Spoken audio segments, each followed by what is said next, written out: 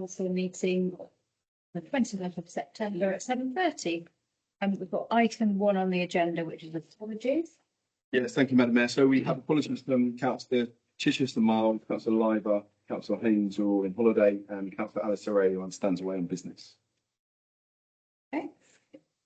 We are all right to accept those apologies?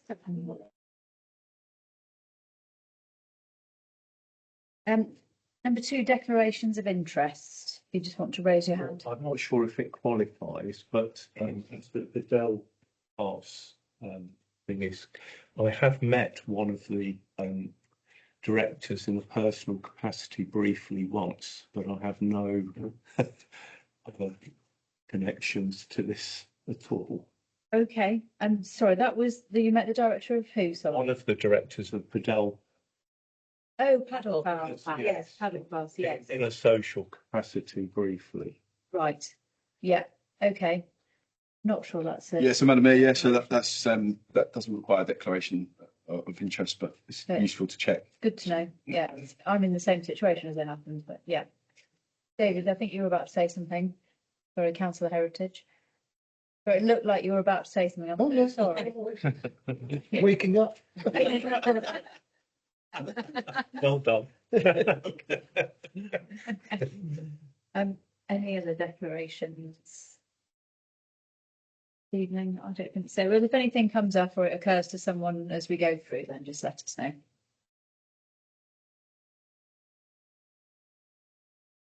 There's no mayor's report. Do we have any urgent items? There's no urgent items, Madam Mayor. 4, have we received any public questions? None received. Okay. Questions which have previously been submitted by members of the council? Again, none received. Okay. Everyone happy with that? Don't need to deal with anything on an urgent basis. Standing orders, Nick? Right. So has everyone had an opportunity to have a look at the minutes that we are asked to approve? They're pages 1 to 6.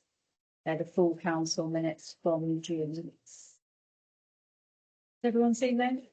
Yeah. Yeah, those? Extremely pedantic typo on page 1.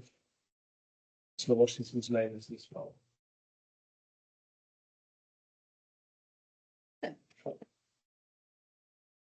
Paragraph 13. Oh, yes, I've got it. Only Yeah. one Yes, I can see it, yeah. With you, but we've circled it. Thank you. Anything else? Are we happy to approve those?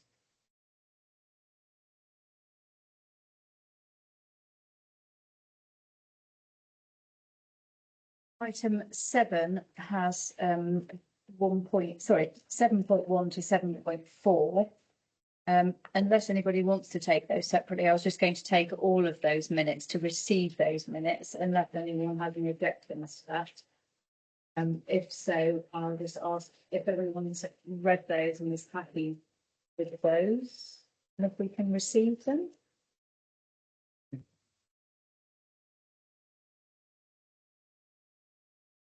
You happy with that, Paul? Yes, Madam Mayor. Good. Right. So on to item 8 then, officers' reports. We've got the forward planner and resolution tracker, which we've got at pages 9 to 25. 19 rather, sorry, excuse me, 5. We always have, as a council, don't we, our forward planner, and that is at Appendix A, and it shows what we're looking to do going forward. Everyone had an opportunity to look at that. That's on page 21. Did anybody want to raise any points about that or make any comment? I just have a question on the local council awards scheme. I wonder if we'd heard back on that. No, Madam Mayor. Imminently was noted on the report. So. No, Madam Mayor, we haven't actually had feedback. We have been informed that they are running behind given the volume of applications, and so I think they've extended the feedback to the first week in October. So that basically means that we then have 2 weeks to come back to now on the feedback that they give us back, the sort of triage and clarification. So Yeah. that takes us through to roughly about the 19th of October, I believe. Okay. So come the end of October, we'll be in a good position to know whether we think we're going to be accredited or not, or accepted. Brilliant. Thank you. That's in the, that's appendix B, that's resolution, yeah, that's the resolution tracker, isn't it? So, shall we look at 2.1.1 first and, note and approve the forward planner? Yeah, everyone happy to note and approve that? Great, and so then 2.1.2, that's the resolution tracker, and the question that goes sort of relevant to that. Does anyone have any other comments about that?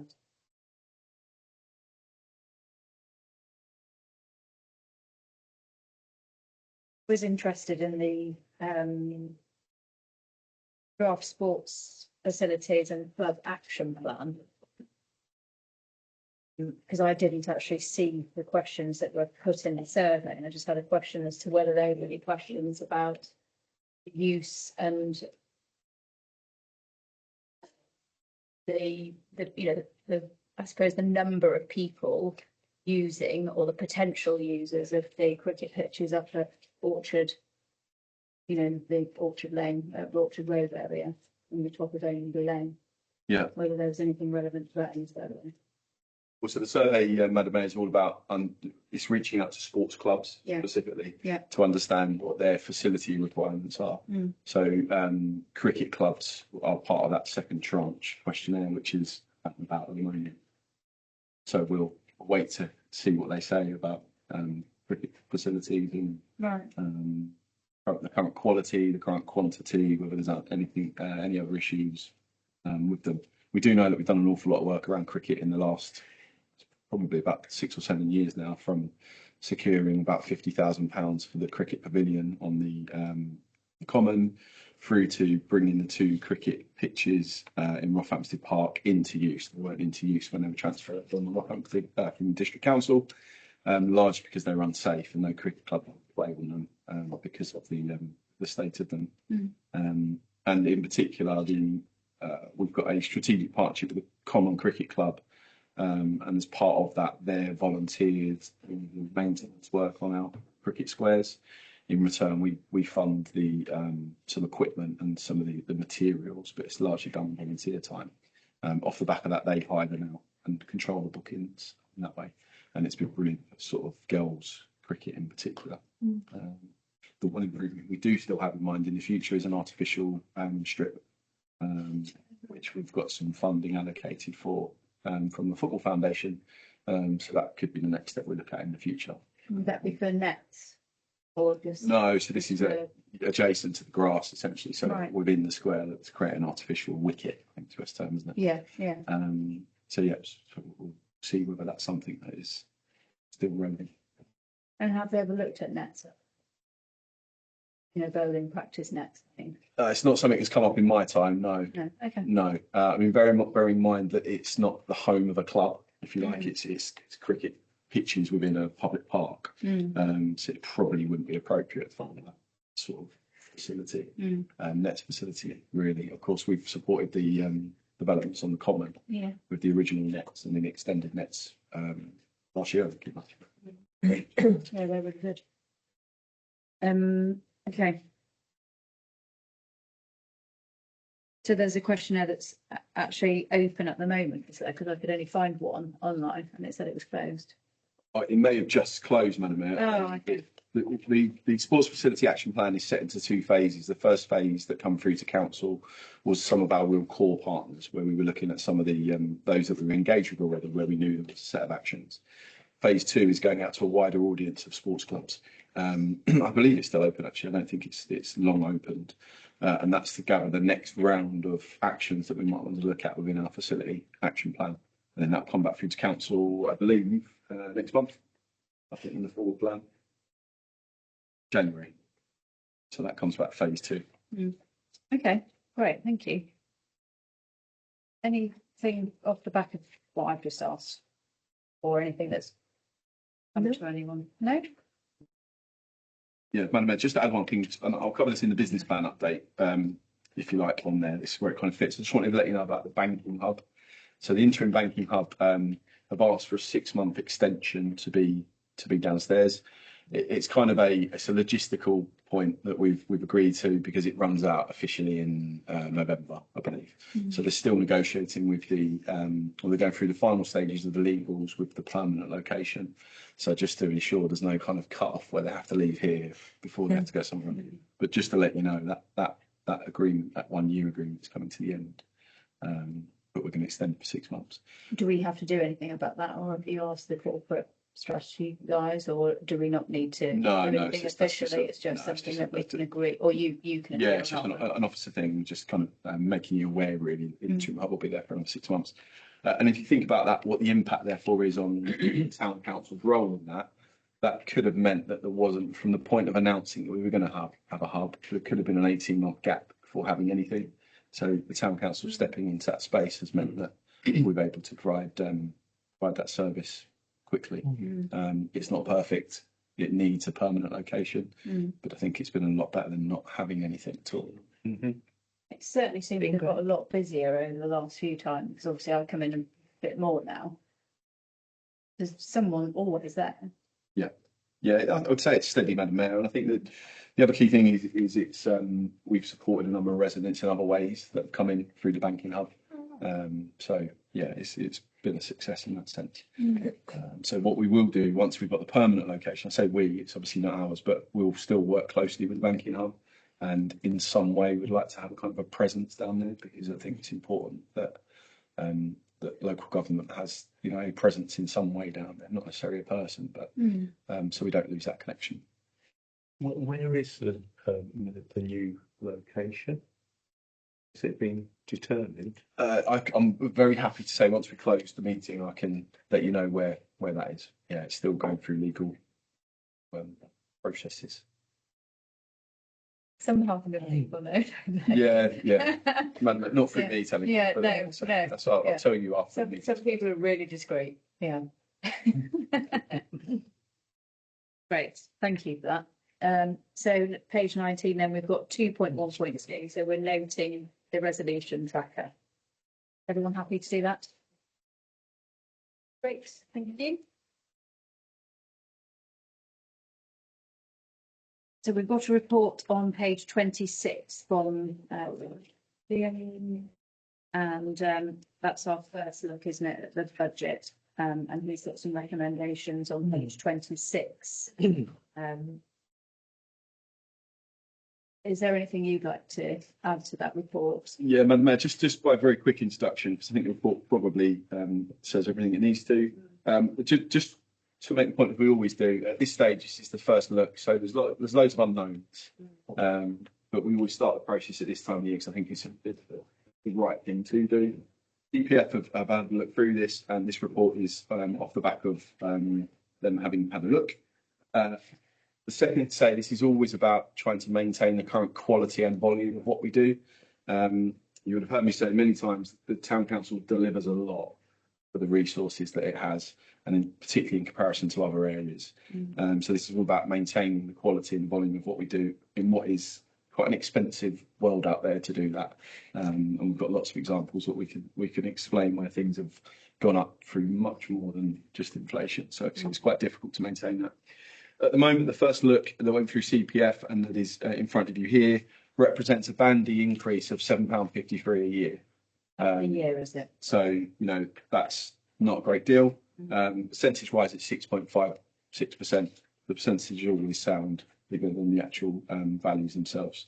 Crucially, to point out, under paragraph 5.3, CPF have asked officers to, at the point of bringing back the second look in November, map out options for reducing that 6.56% down by 2%.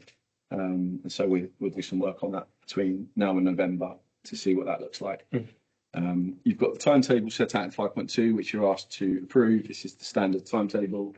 So in essence, the CPF will look at the second look in November, and then it comes back to CPF for a final look in January, at which point that committee will be asked, Madam Mayor, to make a recommendation to full council. Full council consider this at the end of January, which is the last point in time that we're able to accept or fix our preset. Yes. Thank you. Do you have anything to add, No, I think I'll give a very good report and just acknowledge in point 5.3 and thank you to Councillor Drake for suggesting a sensitivity analysis against the budget. Initially suggested bringing down the preset increase by 1%, not a reduction in the budget of 1%, but reducing the preset increase by 1%. We had a good discussion in the CPF, and actually we decided to make it a little bit more stressy and bring it down and do a stress test from -2%. Again, just to sort of see if we had to make some difficult decisions where those options might lie. And that was the decision of the CPF. Thank you to Councillor Drake for the suggestion. Thank you. I mean, I'm just going to, the reason I put that forward was that as councillors, we're responsible for ensuring the value for money for our residents. And it's a matter of showing we've done some rigorous challenge. That doesn't mean that we wouldn't in the end support a budget at the level originally suggested, but it's to ensure that we've given it adequate challenge and to understand what that means. I just want to put it into that context. Yeah. Remember we did the same the year before, didn't we? We looked to try and reduce it. And asked Dan to do that. So yeah. And the other thing that sort of popped out to me was whose idea was it? And I can completely see the sense, but changing at this point between the RPI and the CPI. They're using the different inflation. That's a good question. So that's at 4.4. And it does make a difference, I can see, obviously on the, so in Appendix B, you have to apply 4.4% instead of 3.6%. All of those figures would look much worse. Yeah. I can't recall. I don't know whether there was a statistical reason, whether CPI being more stable, potentially more representative than RPI. Yeah, so Dan's here to give you a much better answer to what I'm going to give you, but it was a discussion I think we had at CPF earlier in the year, and certainly last year around those two things. And Dan, as part of his monitoring in presenting the first look, always kind of gives careful consideration to that. So I think it's partly to do that stability point when he looks at it. Yeah, I mean, I know the RPI is sort of fading out, isn't it? So we will, in the end, get to CPI by 2030. I don't think RPI that's going to be a thing anymore, so we might as well do it. I just wondered why we've done it now as opposed to any other time. But if it's fine. Yeah, so Madam Mayor, the other thing, Sam, that I kind of mentioned it slightly in the intro is that in many ways inflation it's largely irrelevant to us because we don't have many large contracts that it applies to. And when we go out to deliver works, we aren't finding that the costs are going up by high inflation every year.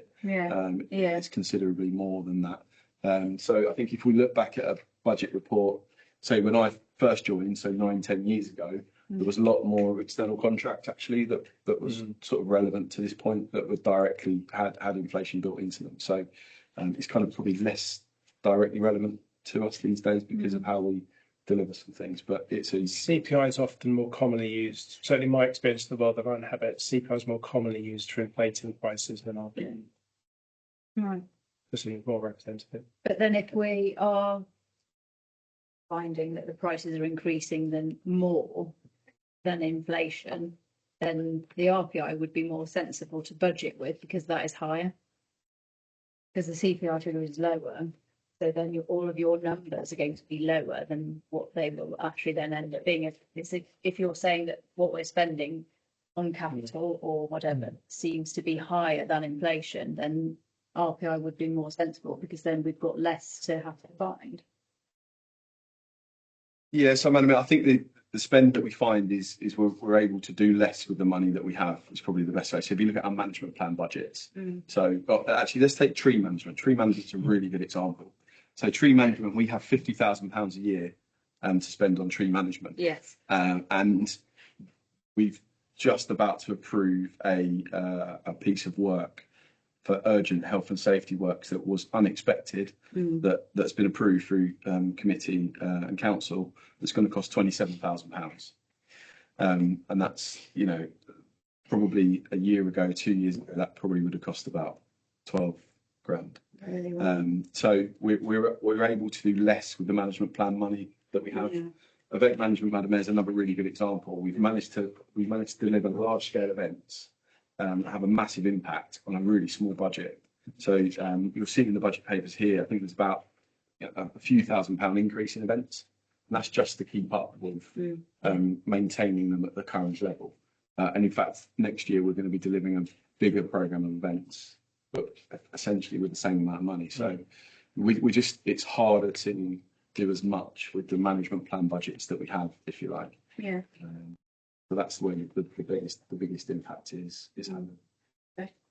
And CPI, look, I did check. CPI is now used by the Bank of England as the baseline Yeah. target. It's the main difference is that includes housing related costs like mortgage interest and rent payments. So it's still not a great measure because it's literally consumer prices as opposed to industrial business prices. And as Carl said, a lot of things that we're buying, sort of business services, they're just inflated at different rates, but it's the right approach. School day, isn't it? All right, good. Okay. So you're asked to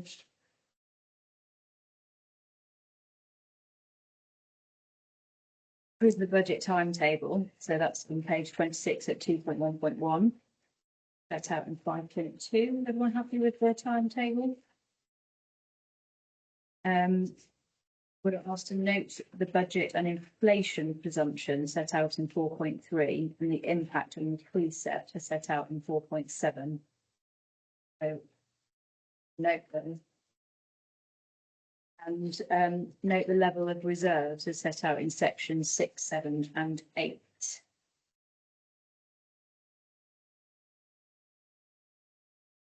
Thank you.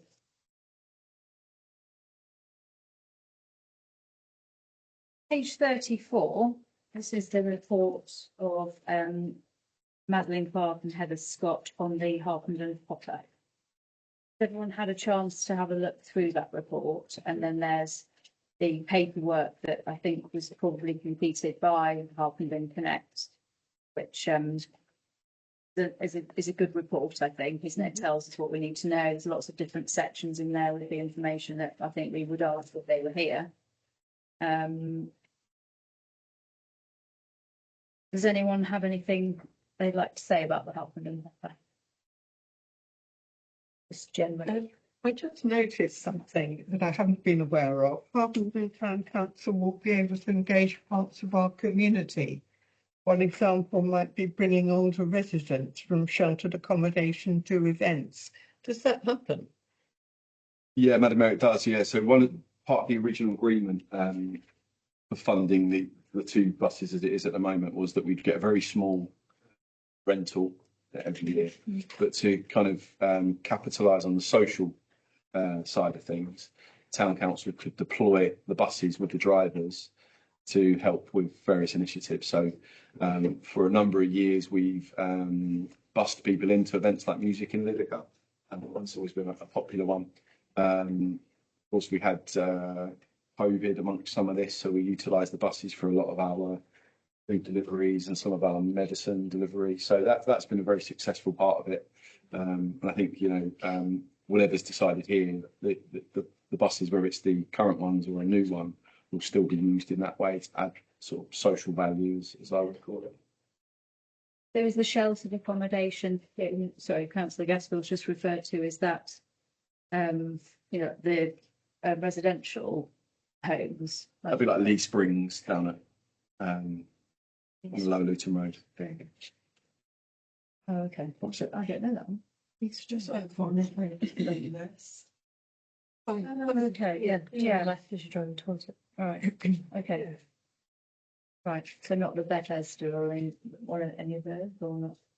I don't know the Yeah, specifics so elsewhere. okay, So okay. when we started off, Madam Mayor, the Lee Springs was the key connection. Okay. We used it quite a lot there. Since we've had more and more care homes actually coming into Harpenden, it's expanded out quite a bit. Brilliant. There's been a lot of other sorts of social value that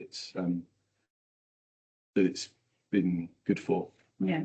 But can I just have one other thing, Madam Mayor? Just one sort of talking, and that's the challenge has always been with this is if you look at it from a numbers perspective in terms of the number of people using it, you could argue that actually it's quite low.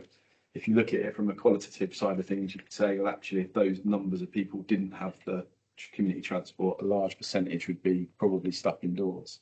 So it's always been a huge dilemma actually for the council over a number of years. And having analysed this ourselves, that dilemma is clearly still there, which is why you're being asked to discuss and agree what you want to do, as opposed to the officers saying, here's a clear recommendation of what you should do. Because I think it is quite a tricky one to balance. So I think the report was quite useful in the sense of numbers, because last year I think we asked, you know, how many passengers there were, and they were able to tell us. They came actually last year and they gave us some numbers, and we also looked around and we did wonder whether that was a little bit low, as Carl said, to perhaps justify the cost of it. But in the report this time, I note that they say, there's a phrase, isn't there, they touch the lives of, or they impact the lives of, and then it goes to sort of 2,000 to 3,000. So then you think, well, actually, you know, those people are obviously being picked up to take to other family members, or they take grandchildren out during the holidays and things. So the number of passengers doesn't necessarily correlate to the people who benefit from that service. And then the other point I was just going to mention, and I'm sorry to mention the P word, but that I think in the long term, if people feel that they don't want the stress or the hassle of the, you know, the parking meters and their app's not working, or they, you know, whatever the situation with the parking, I think they'll probably use the hop a bit more. On that point, if I may, apologies if I've missed this, but has it been considered, and I mean, perhaps some comment here might be helpful, as to whether or not repairing Harold and having a third bus in service might be in the town's interest as opposed to disposing of it? I mean, wear and tear is quite general, so I don't know what that would entail, but has that been thought about? That's a good question. Yeah. Yeah, so Madam Mayor, so the operation has always been based on two buses, so one in operation and one as a backup. Essentially, I think the reality would be a third bus would just sit around, not being utilised. Where would it be stored while it's not being used? Well, I'm not sure that's been thought about. So they're currently up at the Oval. They're at the Oval, yeah. That's where the two buses are stored as part of a sort of a partnership agreement. So a third is surplus to requirements, is the short answer. We would say so. It wouldn't add any value to the existing bus route. Okay. If you had a third, you couldn't all of a sudden run the bus route to different places, because largely the big challenges, there's two big challenges, one around drivers, it's all volunteer run. And secondly, well, there's three. The second one is the maintenance of the buses. So in particular, the two buses were purchased and then had the doors added onto them. So they were not necessarily built for kind of lots of stopping and starting and opening, shutting. So that costs an awful lot of money now. The third thing is actually they are a commercial bus operator with a bus license. So that does have lots of restrictions as to where they can operate, when they can operate.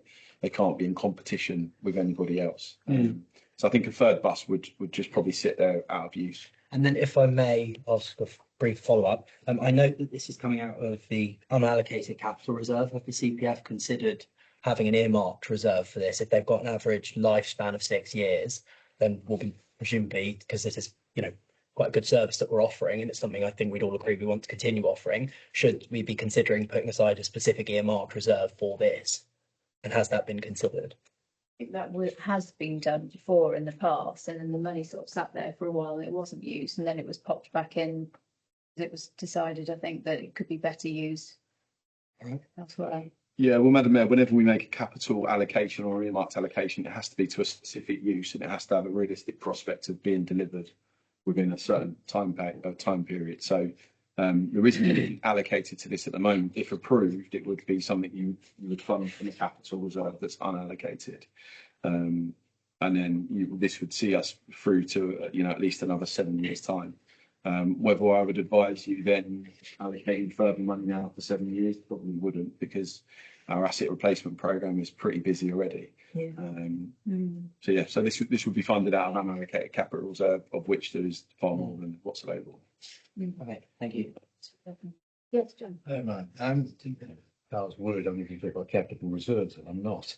I'm going to talk about EVs, because the report from the Happening Connect generally refers as if it's based on the assumption it's a new EV vehicle. And the numbers in the report are the 32,000, which was then in the officer's report, which is for a petrol vehicle. Yeah. So I was a bit confused between the two, because obviously an electric vehicle has certain appeal to it, without any question, but I know electric vehicles are a lot more expensive. There's no question about that, the batteries and all the rest of it. The question is when deciding whether to have the petrol or the EV vehicle, has any analysis been about the relative, the outcost of the town council, plus the Happiness Connect, of maintenance and running those vehicles and the likely life and longevity of that vehicle? Because if the EV had a longer life than the petrol version, then it's just not clear to me from this as to which is necessarily the best option. I can certainly see the petrol vehicle will be cheaper. You only have to look at any showroom for that one. That's one of the big disadvantages of electric vehicles, unfortunately. But an EV does have an appeal. As I say, their report is based largely around an EV with the numbers in it, and then it seems to have been translated here into 32 for a petrol. So, Yeah.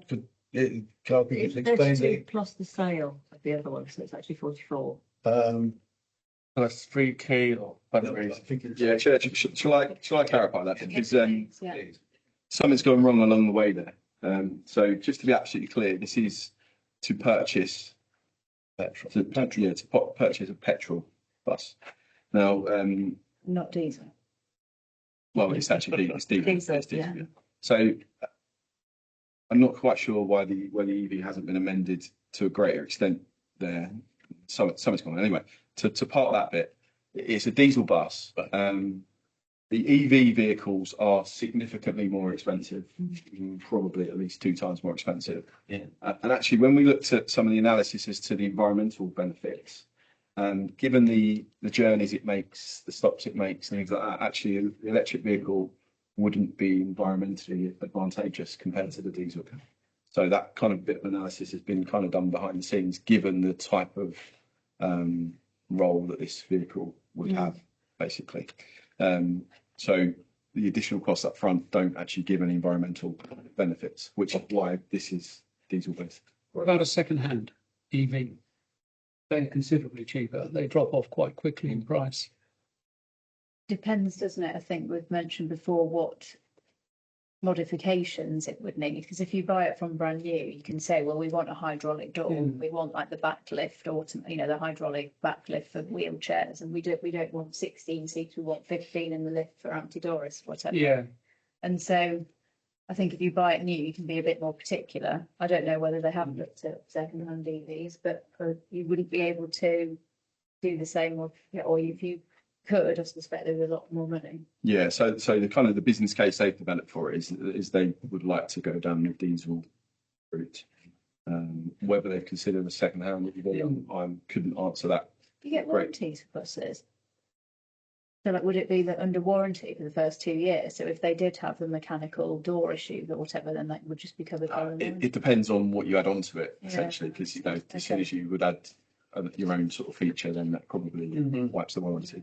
Let's go on. How many, is it an off-the-shelf bus, as it were, or the many sort of many customizations required? The hydraulic door, I'm just wondering how sort of customized the vehicle is. Yeah, so this will be more off the shelf now compared to the ones we bought in the past. So there's more options now for this sort of vehicle. And I think it's fair to say Hartland Connect have learned an awful lot in the years that they've been doing it. So they're very clear as to where the biggest challenges are with purchasing a new vehicle, which I think is why they've sort of narrowed down into this kind of this sort of diesel option. And I'm really sorry to no one likes to smell to us, but have they looked at hybrid? Is that how it is a mention? So I don't think there's any realistic. because then they could, for the shorter bits, they could be on an EV, couldn't they? And then when then Yeah, I don't believe then that. they make them ridiculous, don't They they? They do. don't exist. Yeah, They do. Found some online. I don't think there's realistic options, essentially. No, not based on my understanding of what Hartland Connect have spoken about. Okay. No, of course, if you've got particular queries that you want to take back, you could defer a decision. if you wish to. But essentially the way forward, the cost effective way forward, actually, let me rephrase it. So if this was a request for an EV vehicle that was twice the cost, the officer recommendation would be to not do that, because we don't believe that that's value for money in the sense of what the outcome you would achieve. So, you know, if that helps, then that's kind of another part to it. But you could, of course, if you've got certain questions, you can defer it. We can seek clarity and we can bring it back in January. Closer we get to the March. Yeah, a two-part question. First, at the end of the report, that is mentioned on the last page that their figures are all fully backed up. Have their figures been checked in terms of usage? How many passengers we're actually getting per day? Yeah, so they've been checked in the sense of what they've provided. We've kind of scrutinised, but they are their figures at the end of the day, in the sense of, you know, that's what they provide as part of their licence. Yeah. We don't have any necessary access to that raw data or anything like that. There's no, in fact, those of you that have heard Andy talk before, Andy always starts off with similar to what I said. You know, he says if he looks at this from a business hat, he might question the numbers side of things, but when he looks at it from the chair running a community initiative, it's more sort of palatable, if you like. So we've got no reason why to say the figures wouldn't be accurate. In fact, we've seen figures in the past that have been so low that I don't know why they would have presented them correct. Second part of the question is and who determines the routes, the hopper? We don't have any oversight, considering it's a service that we want them to provide, whether parts of Harpenden we think might need servicing. Yeah, so it's a really good question. It's something that we've tried to influence a number of times over the years. There has been some tweaks to it as they go along, but it's all based on, it's a commercial license. There are a lot of restrictions, so they can't go into an area that's already got a commercial bus service because that would be deemed as competition. So Batford is always the one that's talked about an awful lot. In theory, there are services over there, although there are obviously question marks around that. The route's been tweaked at certain times. There's been things that have been tried and tested and haven't always worked. I think I'm slightly mindful that we're sort of recording, but they're a service. They provide a good service. So, you know, I would imagine perhaps at times they might drop, you know, Mrs. Jones round the corner to her house rather than asking her to stop at the exact stop. You know, they add sort of social value like that, of course. Well, it's a ride, isn't it? That's the point. So you can stand outside your house. Yeah. And if you know it's coming down your street, you don't have to go to the wherever bus stop. You can just literally stick your hand out and. Yeah, that's correct. But I wouldn't mind betting that at times that bus is on other parts of streets that it's not on its Allen line. You know, when, as I say, Mrs. Jones might need to be dropped. Yeah. So that's the social value. I see what you mean. They do mention it, I think, in them. Yes, they do. Yeah. Like taking shopping. Yeah. Back. Yeah. Okay. Sorry, I interrupted you. So one more question. So I noted the passenger numbers are up 40%, which I think is very impressive. Any business is growing by 40%. That's normally a good number. Do we have any sense of whether it has hit capacity? Is there room for further growth? Where are they in terms of capacity utilisation, do you think? Yeah, so there certainly is room for growth. I think we probably only have to see the hopper go past. Yeah. And there's plenty of capacity. I think we haven't looked at kind of an analysis as to, you know, what the max would be, you know, how high these figures could go. It'll be quite interesting. Then we'll ask the question regardless of the outcome of this, because that'd be good to know, you know, what their ceiling would be. But there is a lot of room already. You know, you just have to see it drive past to know that. I think if you look at the growth, they started really strongly, and then there's big challenges. You know, obviously COVID is a huge thing. They were on an upward sort of trajectory that really knocked them. There was probably a period of year or so where it was probably quite stagnant. I mean, I probably won't mind me saying that. And as officers, we were probably questioning as to whether it ever would, you know, reach these sorts of levels. You know, these levels are impressive if you look at the context of the numbers that we might have seen 4 years ago. Sorry, I've got on to that point. Who who's responsible for sort of promoting this social service? Because that's a way of driving the numbers up. And as we're sort of funding it, you know, where does that sit? Seems like there could be some work done there. And that would then justify you know, I think it is a good social return, but to drive the numbers up would make it less contentious, wouldn't it, from a financial point of view? Yeah. I think so. What do you think? Yeah, so Madam Mayor, I think with all of these, regardless of whether we end up funding these buses, the Hartland and Hopfield will always be a strategic partner. And with all our strategic partners, we promote them. So our comms team and Claire is always showcasing things that are going on, and we do a lot with the Hopper, and that will continue. That will grow. Ultimately, it's their responsibility to market themselves, but we do an awful lot. But there's always more that can be done. That's for sure. Yeah, but where does the responsibility ultimately sit? Well, Madam Mayor, it's their service. So it's Hartland Connect are a community interest company who runs this service. But the town council has always believed it's good for the town. So when we think there's something good for the town, we've put our resources into promoting it, even if we have no financial responsibility for it. So are we at the point where we can agree or not as to whether we should buy or fund the purchase of a new hopper bus? Is everyone clear in their mind as to what they would like to vote? So if I ask for a show of hands as to those who would agree to fund the purchase of a new Hartland and Hopper bus.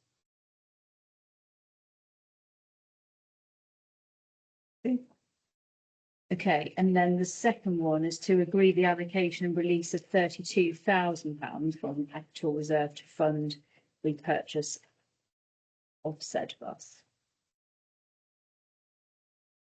Great, thank you everyone.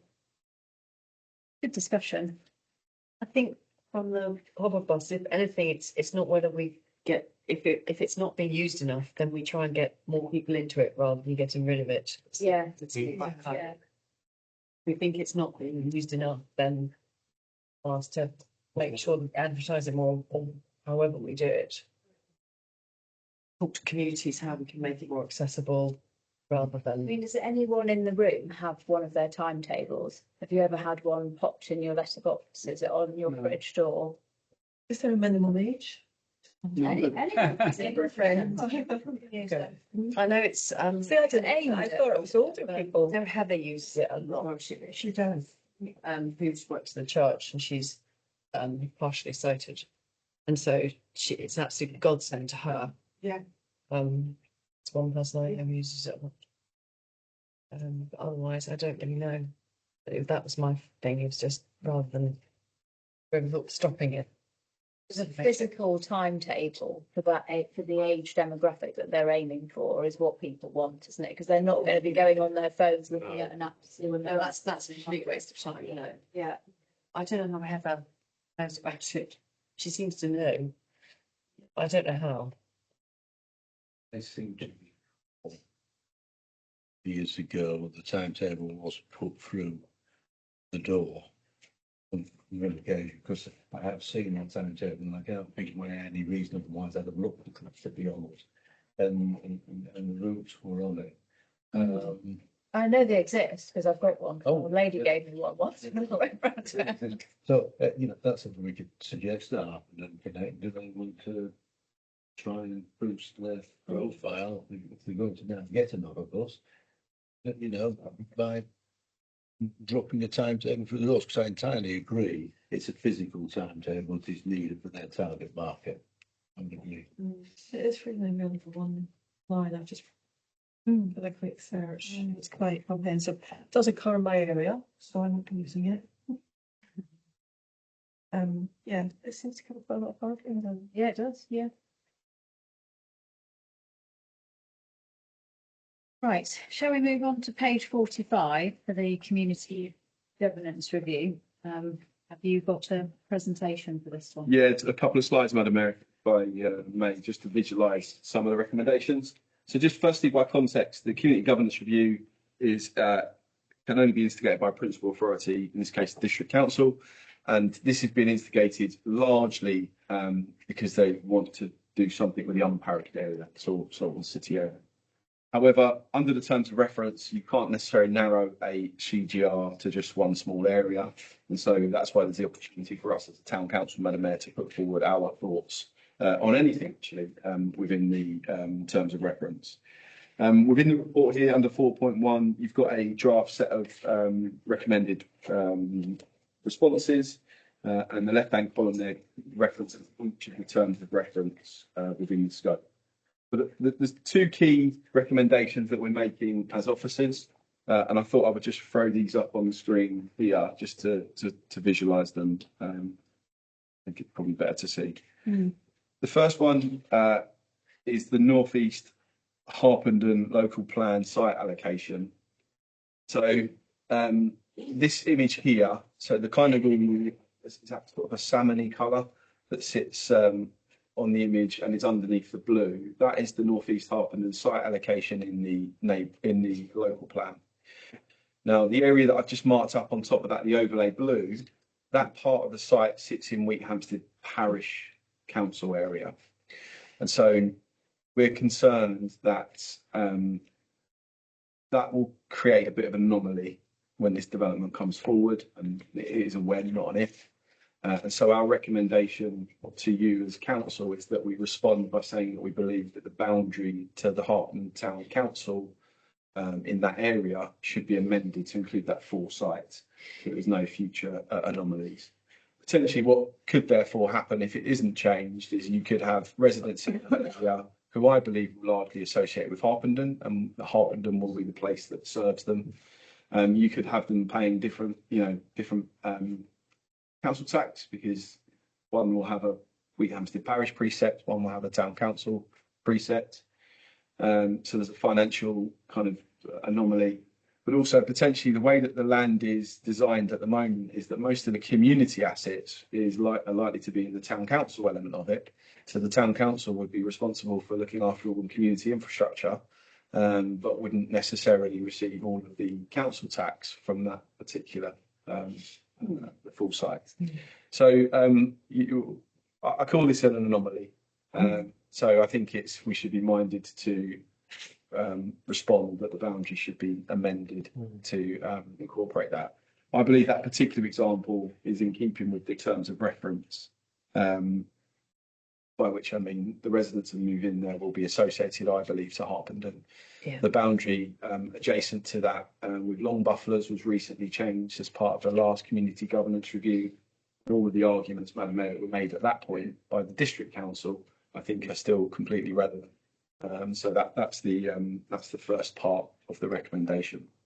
Can I ask a question about that one before you move on to the next one? Because I know how I feel about it as someone from Harpenden and on the town council in Harpenden. But do we have any perspective on how the Wheathampstead Parish Council do that? No, I don't, Madam Mayor. No, so I could probably give you a good stab at what their thoughts are, based on what happened last time. But yeah, no, it's not my role to think about what their thoughts are on that particular example. They won't. If it affects our chances of succeeding in that argument, you know, if they were dead against it, and that meant that your time was then not well spent in investigating this anymore, obviously, that would be sensible to take into account, wouldn't it? Because we don't want you wasting your time when you've got 100 other things, 1,000 other things that you want to be doing. Whereas actually, and obviously we don't want to fall out either with neighbouring parish councils, do we, over something that, you know, could be agreed on a different basis. Yeah, so Madam Mayor, so the Wheathampstead Parish Council aren't going to be putting this recommendation forward. They are not going to be wanting to lose some of their existing parish boundary. Right. They didn't want to lose Long Buffaloes. In fact, they made a request to the town council that we should financially reimburse them off the back of that, which was rejected. So I don't foresee that they would be in a place where we would both be putting forward the same recommendation. And in this case, you know, there won't be agreement, but actually that's irrelevant in officers' views, because the right thing to do, I believe, is put forward this recommendation. Whose decision is it? So This is the first stage consultation. The district council ultimately take the decision on all these proposals. Right. Which is one of the reasons why I said that the language that the district used in making the changes last time, I believe are entirely relevant to this proposal as well. And I would find it very difficult for that argument to have changed in that period of time. So I don't think that's one that we're going to be on the same hymn sheet as our neighbouring area. Yeah. I wouldn't have thought. So the houses on the other side of Common Lane, those houses there, that's Wheathampstead Parish then? Let me get up just because I'm not quite sure exactly what you mean. Just down from Saltsea Wood, So the whole blue area, that's, this is Wheathampstead. I mean, it's a rough line. This is the Wheathampstead Parish Council. That's still Harpenden. yeah, and then across the way it's more houses and gardens and stuff. All this. No, the other side, This side. yes. Yes. There, Everything this side is it's Wheathampstead. Yeah, everything outside that boundary. You see that line there? Yeah, That's Wheathampstead. it's Wheathampstead. Yeah. So the other interesting thing is this is not part of the official local plan, but it's entirely part of the developer's future plans. So actually, if you fast forward to, I don't know, 5 years, let's say, actually this whole area will probably be a housing proposal. So this Wheathampstead element will be even smaller. Yeah, it's because so the houses opposite the other side of Common Lane, they will be paying different rates and things to. Yeah. So Yeah, so everything- one side will have different rates to the other side of the road. yeah, which is the same as now. Yeah. Yeah. And interesting, Wheathampstead band here is higher than Harpenden. Under the blue, beautiful diamond that you've drawn, Carl, Yes. is there any houses there at the moment, or is it just all, No, it's all fields. it's all fields? Yeah, Okay, so they're yes. not losing any No. It's revenue, it's all potential field. revenue. Yeah. So I mean, it's a very good point, Madam Mayor. It's different. That's different to the Long Buffalo situation, which was money that they previously were Yeah. receiving and were no longer. This one, I would imagine, would be more around identity and losing some of their boundary. Yeah, Mm. for the Yeah. future, yeah. Okay. Do you want to take votes on each of these individually, or? Yeah, if I do both slides and then pick up. So this is the other one. It's more straightforward in many ways, and subject to Harpenden Rural Parish Council, who are also meeting this evening. If you agree to this response, this will be a joint submission with Harpenden Rural Parish Council, who entirely agree with the draft response that we've put forward. I understand they've already had a first look at this, if you like. I've been liaising with colleagues over there. So we think if approved, this will be a joint submission to the district council. The town council looked at this last time at the community governance review, and kind of being frank from my perspective, this has always been the right thing to do. But last time round, the town council didn't want to do it unless it was a kind of a joint approach. So it didn't go forward last time. At that point in time, the rural parish council chair was very keen on the identity of the area. I think the big thing that's changed is local government reorganisation. So areas like Harpenden Rural have the potential of being left behind in the future around local government reorganisation. And speaking personally, I also do think areas like Redbourne and Wheathampstead also, because they are arguably probably too small to deliver some of the opportunities that LGR might bring. So, if you were looking at a radical approach on this, then my picture here might show the whole of that screen as blue, which would take us back to somewhere like the Harpenden Urban District Council that was 1974, which arguably there was nothing wrong with. That would start to take to a population of like 45,000 people, which in the future of local government is probably a good size for a community council like this. But anyway, slightly, slightly. That's a question. With the Harpenden Rural, because obviously we've got north, south, east and west all have 4 councillors. Would there be another 4, or do they have more that would come into this council with this return? So what would happen, Madam Mayor, is this, if there was a proposal that was accepted at the first stage of consultation, there'd be some formula applied to the number of councillors and population. Yeah. And that. It's 140 dwellings. Okay. The thing to point out is the district ward is already Harpenden North and Rural. Yeah. Okay, So in the yeah. district ward boundary changes, They might this was changed before. So again, arguably it's an anomaly. Um, So from a town council's perspective, it's around 140 dwellings. There isn't very much, if any, public land, so we're not all of a sudden taking on our own liabilities. Yeah. This is more around an identity point, really, I think, in that area of being attached to the town where people associate with, and also in, you know, in the future of local government, very small parishes like that aren't Fair going to get a good deal, I don't think. So I think their expenses a year are just under £2,000, and the rest of the money that they collect as their precept is just spent on their governance. That's it's a, relatively speaking, a lot of money for their 140 houses that there are. So it's not a particularly cost-effective way of dealing with that particular area. So I think it was an identity thing, wasn't it? Yeah. We did have an email from a concerned resident saying that we were going back to the situation that we were in 1898 or something like that, weren't we? But I'm not sure I'm worried about that. I don't know. Okay. Your question actually does take me to the page 49. So it says about the implications, and it does say legal. And I did wonder whether that, because it says none, but obviously the democracy and the legal and the governance, I think probably is impacted a little bit. I think the environment and the diversity, probably on the one before, that might have an impact because there's probably a bit of flooding. We could be more proactive probably with respective flooding and issues, because I know Cold Harbour Lane residents are particularly concerned about that housing area expanding and drainage and all the rest of it in that particular area. So I did wonder whether environment ought to be, again, some comment. I don't know what that would be.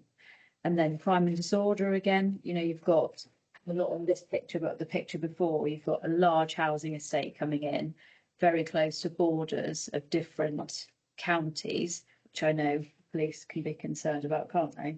So potentially you're going to have, a few hundred more houses, which will Harpenden would then be responsible for, and our neighbourhood team would be responsible for. So I didn't know whether there might just be other implications that perhaps weren't noted on page 49. I don't know. Yeah, Matt, all the points you make there are completely valid. I think the implications table always related back to the specific recommendation. So in making this draft response, there aren't implications on those things. But the points you make are, of course, relevant to owning different land or having different community assets. So there's nothing for me to change as an officer point of view, but you've obviously made some good points there around the bits and that. Madam Mayor, if I can just highlight, so I live sort of in the Harpenden northeast sort of borders, but I go cycling quite regularly around to Kinsmore Green. I mean, it is a blighted by regular fly tipping.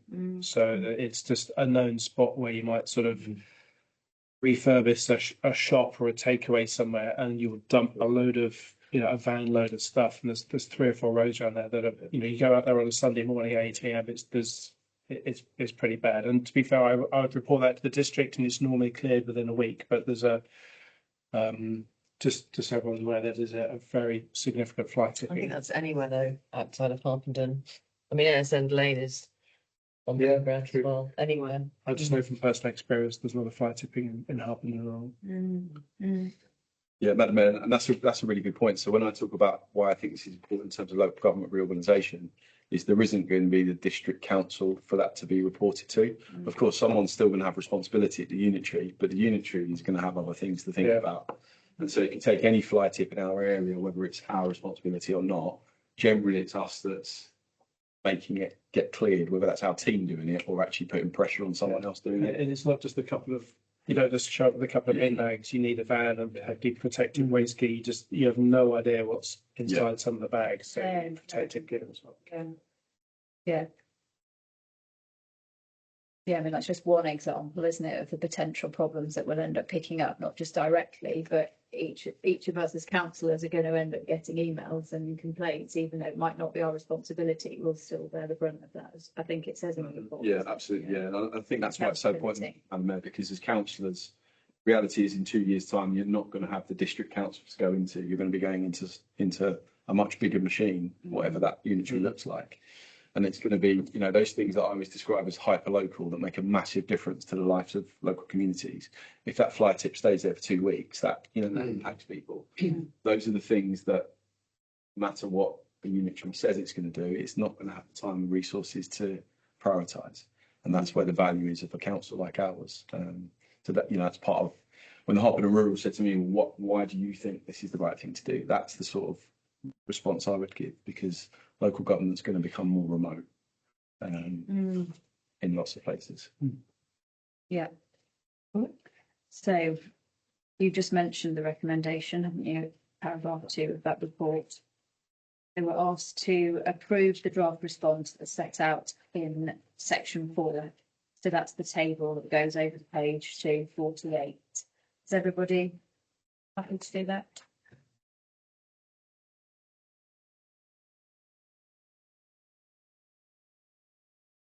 Okay, local government reorganisation starts at page 50. One of the things I would like to say, I hope on behalf of everybody, is that the appendix is really helpful.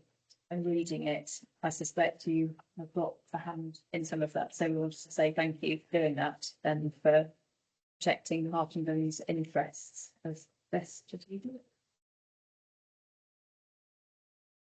Just by a very brief introduction, Madam Mayor, just to say that in terms of timelines, just to as a reminder, the principal authorities have to submit a plan to government in November, and they're well on the way of doing that. We're not clear. In fact, actually, we're probably more cited on what the political kind of preferences are than I am, but it's going to be between 2 and 4 unitaries. Personally, the best thing for hyperlocal services is the fewer number of unitaries, because it provides the biggest opportunity for a town council like Harpenden. It's that plug again, sorry, third time tonight. But the feedback is unlikely to be received from government until February. So there will be that period of time. And then I would imagine come end of February, it's going to be all guns blazing towards whatever the option is. So I've been really pleased that I've been able to be part of a task and finish group that actually makes a big difference to shaping some of the thinking. And actually, there's more that we wanted to be involved in.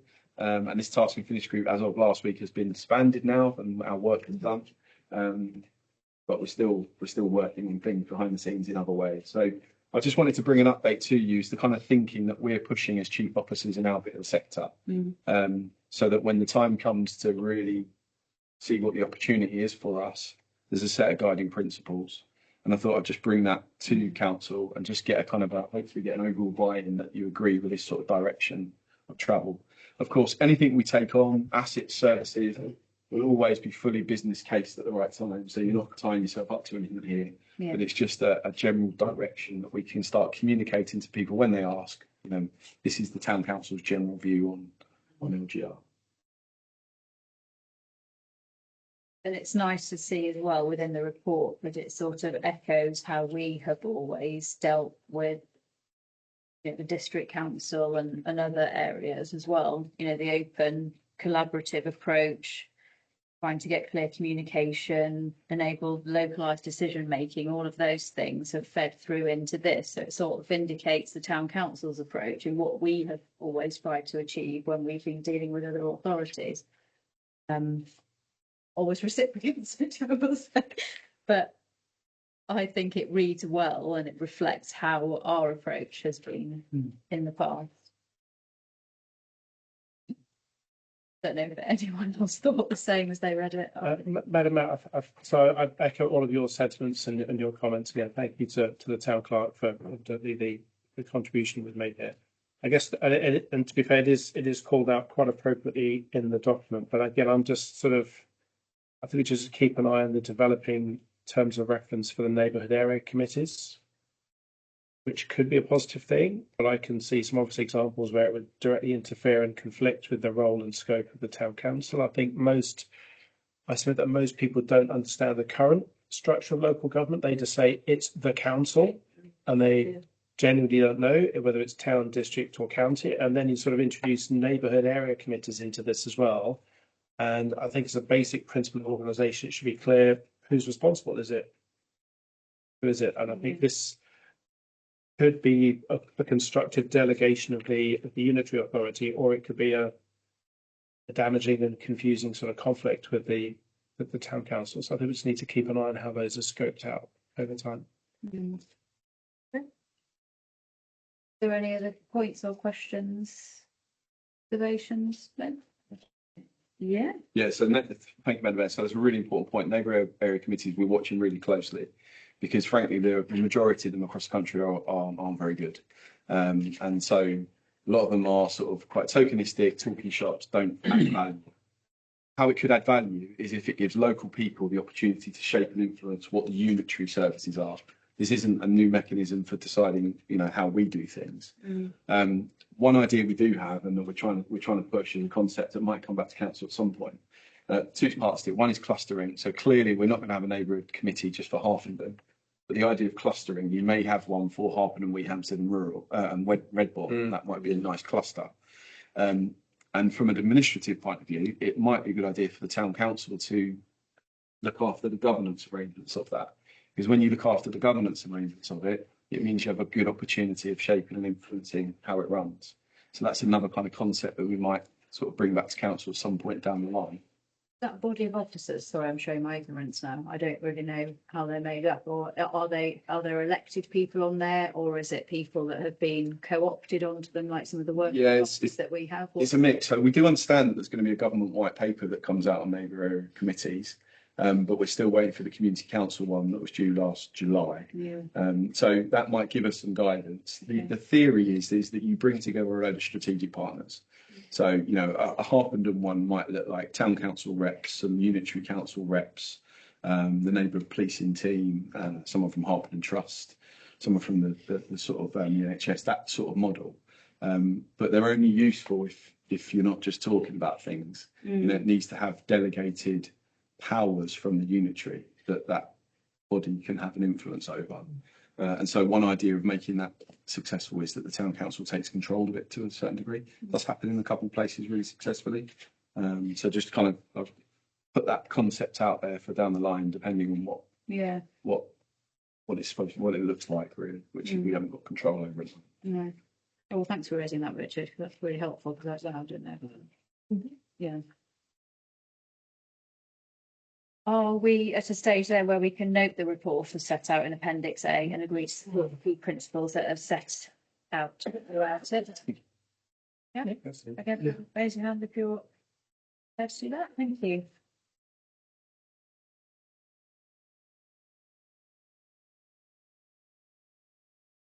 Page 59 now. We're on to unity waiting phase.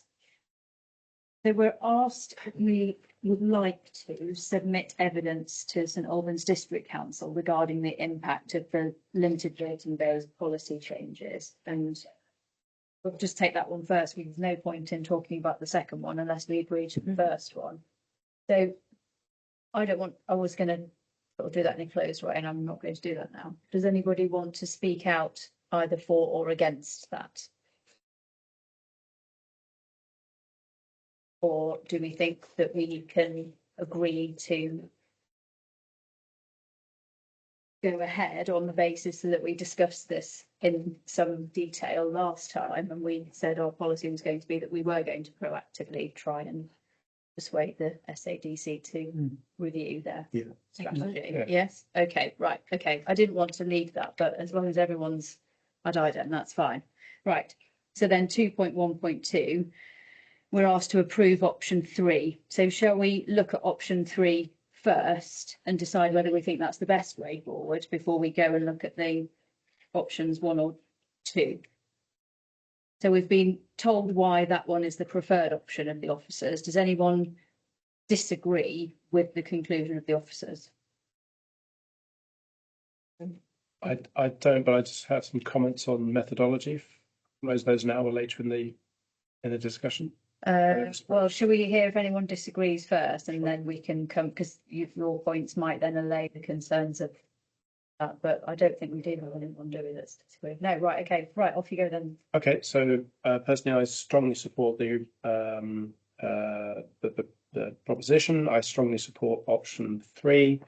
I think it has the best likelihood of providing some objective, sort of robust analysis. So just some comments. First of all, in terms of the scope, I think there's probably three things we're looking at. One is businesses that operate in and around the high street.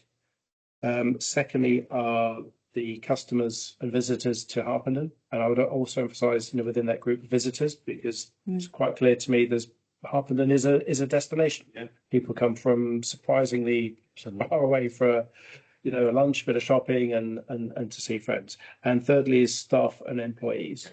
Okay, so I think I'm happy to. I'd absolutely invite other sort of components, but I think those we just need to assess the impact on the businesses themselves, customers and visitors, and employees. Second suggestion I would submit is about distribution. So I think yes, obviously, probably the survey should be available online. However, a number of local residents, if I maybe make this statement, particularly older members of our community, are not regular computer users, not regular internet users. So in terms of including them, I think we should, as well as online methods of returning the survey, we should have paper-based surveys. And I think the survey should be distributed as far as possible.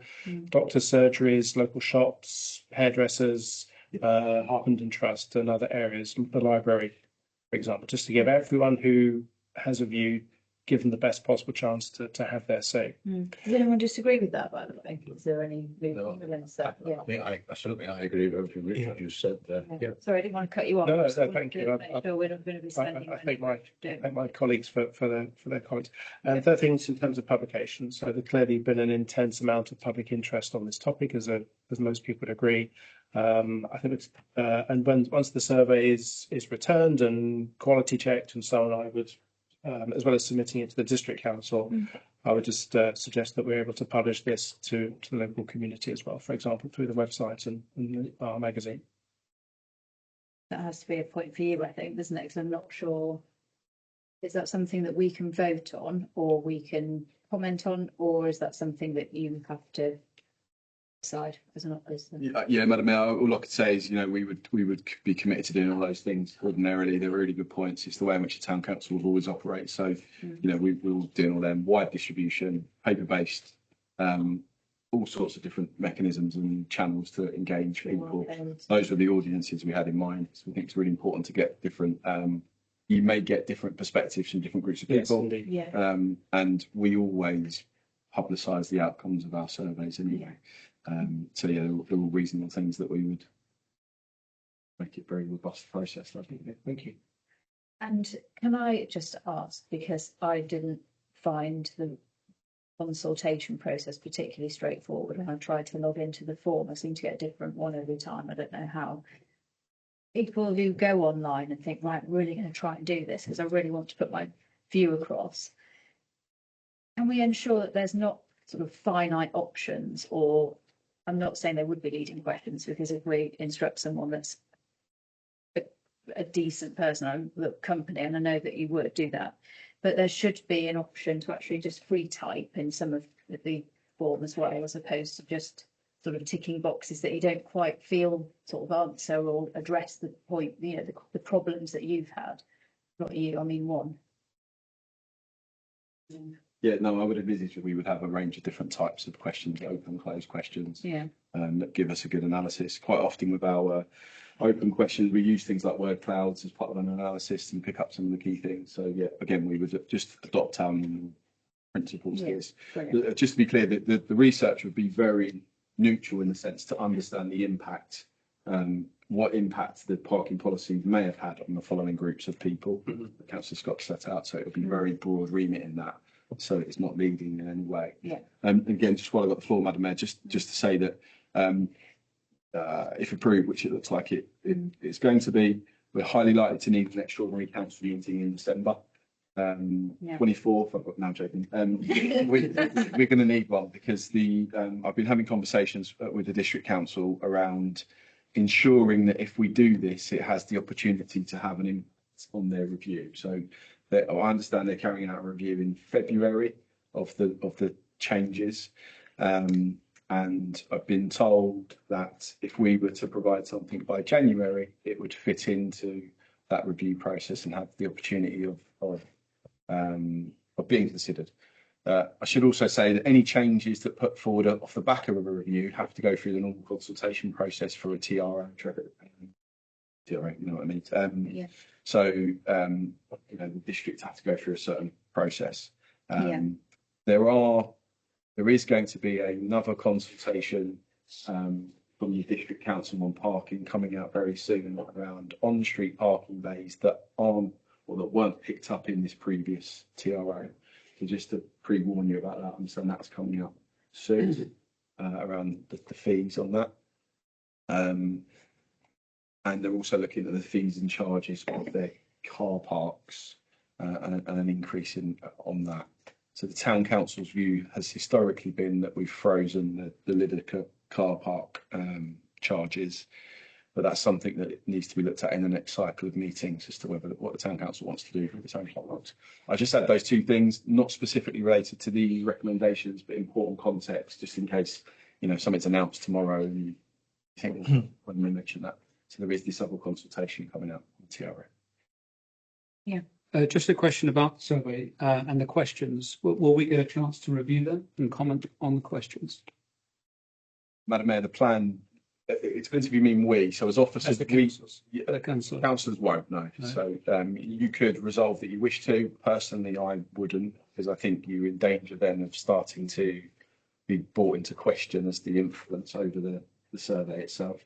So as officers, we will have a look at them, but even as officers, we won't necessarily be offering robust sort of critique of them, which is one of the reasons why we want why we'll obviously get a reputable kind of research company. The reason for that, it links back to the reasons why options 1 and 2 aren't viable in our sense. We don't want the officers to have any question marks over the validity of whatever comes back in this piece of work. And that includes all sorts of audit trail of who asked the questions, who changed the wording on this, you know, question 9, etc. So we want to keep it as neutral as possible, so it can't be criticised in that way, which I think is valuable. Yeah, I think you're absolutely right. So, but on that point, how are you going to then choose you just called them a name and it's just gone? I'm sorry. Like a market research. Yeah, market research. So we would go through our normal procurement processes to do that. So I would hope that we have this up and running in the next couple of weeks. Okay. It's a tight timetable. Yeah, it is. And Yeah. the brief is a plan to keep it really simple and broad. So impact, audiences, scope. Yeah, so the scope, the scope will be, as I mentioned before, it will be to understand what impacts the parking policy If any. changes had on the following groups of people. And you don't need to define that in terms of social, community, shopping habits, travel habits, finances, commercial. Are you just going to leave it just totally open? So we won't, but again, one of the reasons why we'll commission a market research company is they're bound by their own industry, their own standards, if you like. So as part of that, they will do analysis on certain types of groupings that you sort of mentioned there. I used to do market research about 30 years ago, so it's been a while. But, The crucial thing is the brief is really important. the crucial thing is that certainly from any of the from anything that comes forward, it needs to be quantifiable. Yeah. So the feelings of people are unlikely to have much impact over the district council. Okay.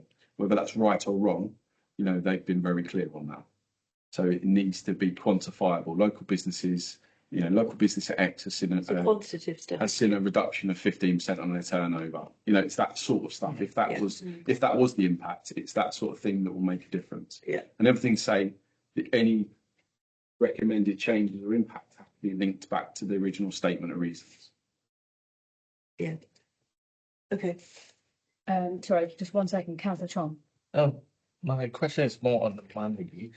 So the first part is how much will it cost to do such a survey if you have a rough idea to tell the councils? It's not that. Okay. I have 10,000, 4.4. Between 5 and 10. Oh, okay. And so that's it. I don't have the second part then. Thank you. Councillor Scott. So again, just going back to the stakeholders, so I was just thinking this through. So in terms of the retailers, there's probably two dimensions. One is footfall, and the second is revenue. Those are two sort of key. And I suspect that a number of the businesses will be able to provide a good data on both. Also, the second point is probably commercially sensitive. So just within the scope, you might want to get some advice from the market research firm about what level of detail is appropriate given confidentiality and data privacy and so on. On the customer side, again, it's two things. I would say it's about behaviour, because I would say a lot of customers have moved to a very transactional mode. So instead of coming into Harvard and books and browsing for 40 minutes and coming in for one book but buying three, or maybe buying a board game or something, now that it's in and out. Mountain Warehouse will tell you the same thing. So there's a lot of the shopping behaviour has become more transactional. There's less lingering and dwell time. And then obviously the second dimension for customers is their spending levels as well. So I think we just need to break it down a little bit into the components and to quantify the impact as much as we can. Because the community impact is definitely additional to what you've just said, and I agree with you. I think that community impact is also quite important for the town council. Whether the district council want to take that into account or not, I don't know. But for the town council looking at it, one of the saddest things I heard was that certain shops just saw different people. They saw Mrs. Bloggins, and she would, they've made sure she was all right, and then she toddled off to the chemist or whatever and got her prescription, and then she'd pop in and people would just check that she was all right. And now she's not being seen because she doesn't come into town anymore. And it's not just individuals, and it's probably the other side of that though is there's quite a lot of very vulnerable people who can now drive in with their blue badge and park, which they could not do before because it was solid. So I say there's also, I'm seeing more of them working in Cook. They come in more regularly because they can, and they park outside the shop, which they could not do before. So that's the other side of it. So I hear you about blue badge people, but actually we're seeing more vulnerable people, and we're able to, I don't know, last customer we had in, he's got a gift card because he's got dementia. And because he comes in so regularly, we were able to establish he has dementia, and we were able to set up this gift card for him through the carer. Yeah. So I hear it's you. an impact, isn't it? But And that's what we actually, do want to know. for our shop, For the negative impact, it's an impact, and it's a and I positive. hear that about the transactional. I think yes, you're right, but just there are situations of just the fact that people can park where they want to go has been huge. Yeah. For our customers. And we've That's also heard as well, haven't we? You've had the same email as me, I think, probably.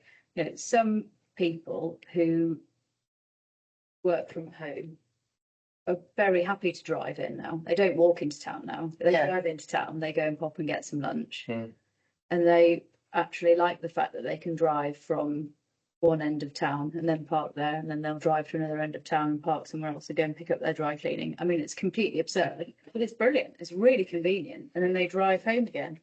So that, again, an impact. Now, they would see that as a positive. I would see that essentially as negative, because obviously their quality has been affected and all the rest of it. But then It's great. You can just drive. I don't get people driving around looking for a space for like half an hour, which is what used to happen. And certainly that little road where Cook is, that used to be a lot more solid of cars, and it's not. You have much less traffic going past the shop now than you used to. Because people did used to just do circuits of the high street looking for somewhere to park, and that doesn't happen in the way it does now. And the fact we've got traffic wardens, so you don't have two lines of cars, so people can actually get down it as well. I'm a councillor, but I certainly agree with you as it is on the enforcement. So I think That's been a huge difference. So there's clearly a lot of debate about the initial free period, but I think certainly one thing that I would support has been the implementation. No, in hindsight, and I have changed my view on this, is the installation of the ticket machines, and that registration step. And having spoken to several of the traffic wardens who all do a very good job, it's not the best, not a job for everyone, but they will all tell you that the job is made significantly more productive and easy to do, because they can immediately check if a car is within the period or not. And I think exactly to your point, councillor, the enforcement and the threat of enforcement is much better now. And that is clearing out a lot of the abuse that we saw when previously there was no enforcement whatsoever. No, people used to park for days. Any other points before we take a vote? We good to go? Just conscious Sam might just nod off any time. So page 15.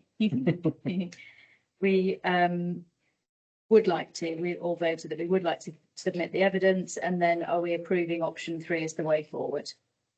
Yeah. Good. Thanks everyone. Right, I now have to read. So that closes the public business of the meeting. And we'll move on to item 9, which is exempt business, and we need to resolve that in view of the confidential nature of the following items, which relate to the business matters or other individuals and organisations, the public and accredited representatives of the press shall be excluded while they are discussed. This is in accordance with the Public Bodies Admission to Meetings Act 1960, as amended by the Local Government Act 1972.